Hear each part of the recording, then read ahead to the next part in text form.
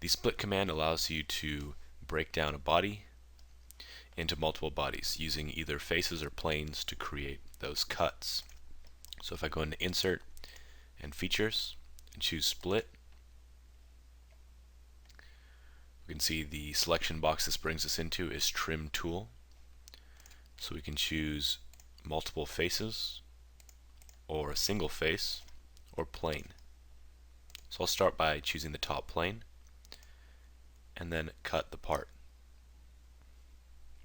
In this case, that plane cut this into 3 individual pieces.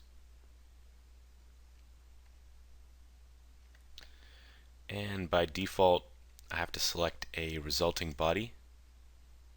But the only difference I'm going to have when I select these is which ones show up as split. So if I leave the options on the bottom unchecked, I'm going to retain all of these elements.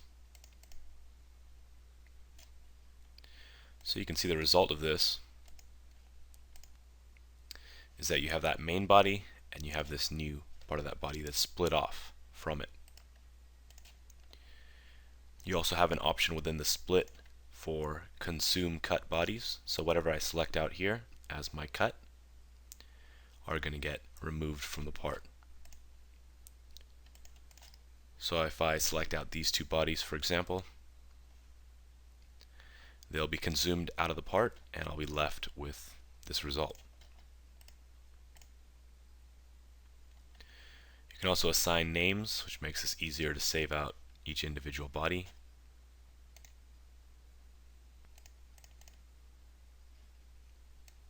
And if you have any custom properties set up, you can save these into the new parts that you'll create from these bodies. The faces that you cut with don't have to be flat, as long as it's one continuous face.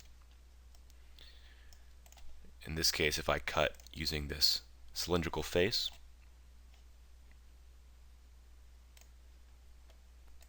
and select out the inside body as well as the cylinder,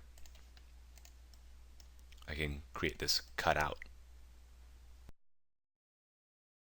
So with the split command, you can use planes, faces, surfaces to create whatever cuts you want to put into your part.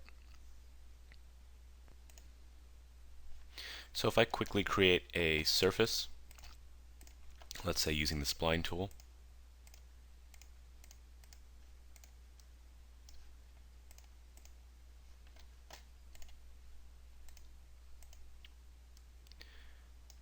I can also use this to split the part.